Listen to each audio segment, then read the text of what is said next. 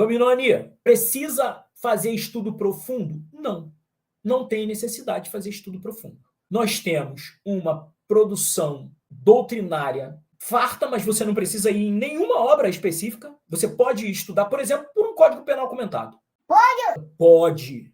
O que você vai precisar fazer é estar muito firme na jurisprudência, que é muita coisa. Bater no buscador do zero direito, crimes federais no STJ, é para dar de pau. Então, foque no que cai. Parte especial do Código Penal comentado, jurisprudência, questões. Não tem mais para onde ir. Classificação dos crimes. Aí, legal. Qual é o objeto jurídico? Qual é o objeto material?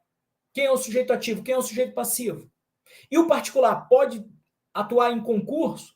Ou esse crime é próprio, de mão própria? São essas aplicações e interconexões da parte geral com a parte especial que vai ser objeto de indagação.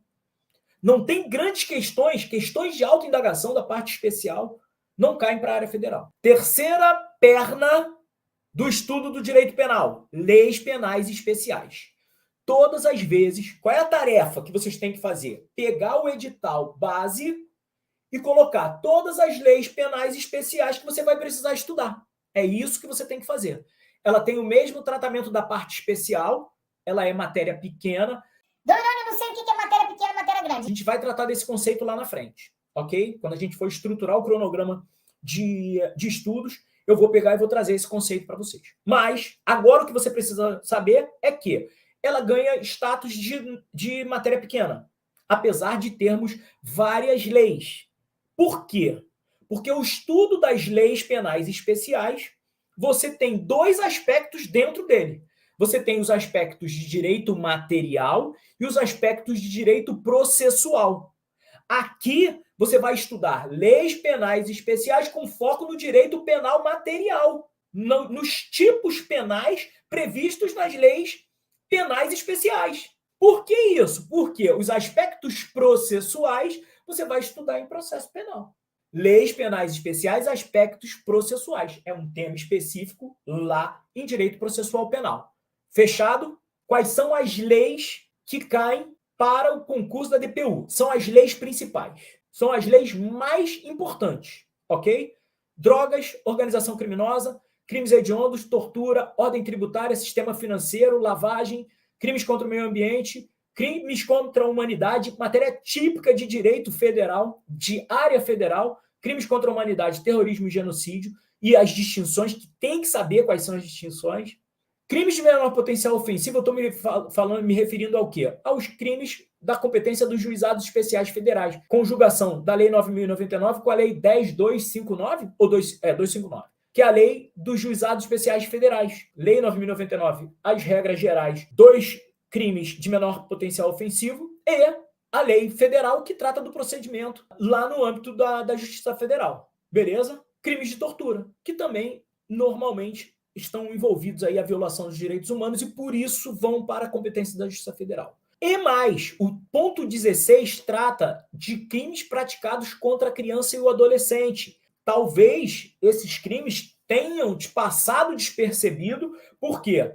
Como é que eu vou estudar para DPU e ler o ECA? Tem necessidade. Olha só, existem 2 crimes no ECA que são da competência da Justiça Federal normalmente.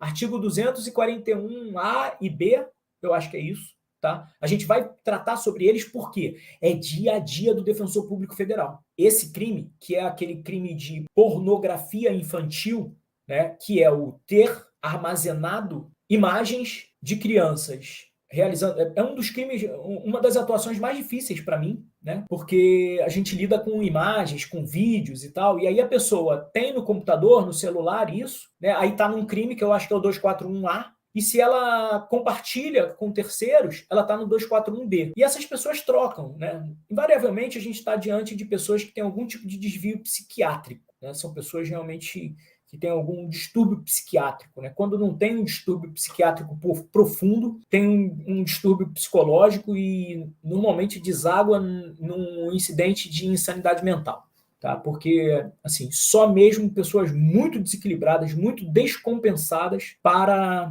conseguirem ver algum tipo de prazer numa imagem de uma criança. Mas, enfim, vamos tocando aqui. Essas pessoas, né, que são acusadas do cometimento desses crimes previstos no ECA, elas, invariavelmente, elas têm algum tipo de distúrbio psiquiátrico, e aí a gente precisa instaurar um incidente de insanidade mental para conseguir fazer uma defesa minimamente razoável, tá bom?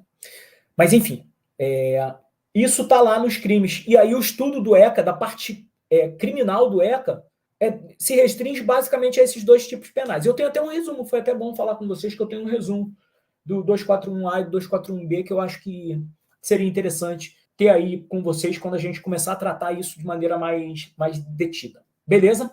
E aí a gente avança para o direito processual penal. O direito processual penal também faz parte do núcleo duro do estudo das defensorias, e também não há a menor possibilidade de você não estudar o conteúdo completo, o conteúdo integral. E você vai precisar, sim, fazer um estudo através de uma doutrina, talvez um livro doutrinário, um PDF completão, ou uma sinopse, mas tendo uma leitura verticalizada a respeito de qualquer obra que você quiser. E aí a gente precisa dar uma atenção específica para o direito processual penal, para o estudo das defensorias de uma maneira em geral, e especificamente da Defensoria Pública da União. E nós vemos logo no segundo ponto um tema fundamental nos concursos da DPU, que já caiu algumas vezes, já caiu numa prova oral, por exemplo, que trata dos sistemas processuais penais. Os sistemas processuais penais, onde a gente estuda o princípio da acusatoriedade, da inquisitoriedade, enfim,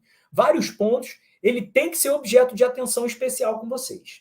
No terceiro ponto, que trata dos sistemas de investigação preliminar, a gente tem um ponto que eu quero ressaltar já imediatamente com vocês, que já foi previsto no edital do último concurso e nem existia previsão legislativa, que é o juiz das garantias. O juiz das garantias, ele é positivado no ordenamento jurídico brasileiro através do pacote anticrime, que foi editado em 2019. E o juiz das garantias, como ponto específico do concurso da DPU, vem previsto no edital de junho de 2017, ou seja, 2 anos antes. Antes de existir o juiz das garantias, na legislação, no CPP, a DPU já previa como ponto específico e expresso no edital. Imagina se esse ponto tem relevância. E a gente sabe que o Supremo está para julgar o juiz das garantias. Então, assim, já estava no edital do concurso lá em 2017. Então é ponto que vai cair seguramente no próximo concurso da DPU.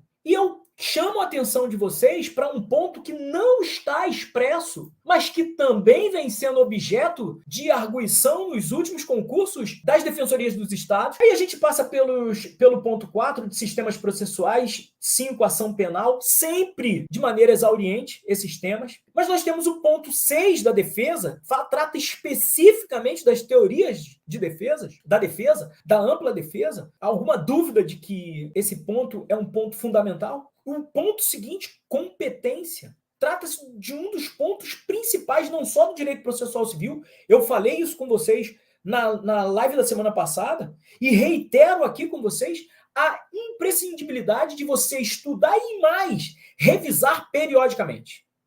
Esse ponto foi o único ponto do conteúdo programático que eu não revisei para as provas orais. O único. Eu revisei tudo de direito processual penal. Até porque a minha prova oral era direito penal e processo penal. Então eu ia ter pelo menos uma questão de penal e uma questão de processo penal. E eu me garantia em processo penal, porque eu sempre fui fraco em penal, eu falei para vocês. Na verdade, eu não curto penal. E aí eu não performava tão bem. Né? E aí o que acontece? Vem a prova oral e eu falei, cara, vou revisar tudo de processo penal para me garantir em processo penal. Entro na minha prova de processo penal, foi a minha primeira prova oral do concurso da DPU, penal e processo penal. Quando eu pego e olho a questão, qual era a questão? Competência. Foi exatamente a questão que caiu para mim na prova oral, na minha prova oral da DPU. Beleza? Não acertei, obviamente, toda a questão, porque não consegui revisar de último momento. Só por isso. Porque é uma matéria que ela é complexa, já cheia de meandros. Eu agora mesmo fiz uma pergunta para eu estava fazendo um treinamento da magistratura do Maranhão com um aluno meu, e eu fiz uma pergunta para ele de competência no processo civil. Uma pergunta simples. Ele é excelente, ele está muito bem, mas assim, não pontuou integralmente. E as questões de competência, a despeito da complexidade que elas podem ter, normalmente elas não são complexas. Mesmo sem serem complexas, elas já complicam a vida de qualquer um, beleza? Então a gente, em competência, a gente tem que estudar e revisar com regularidade, beleza?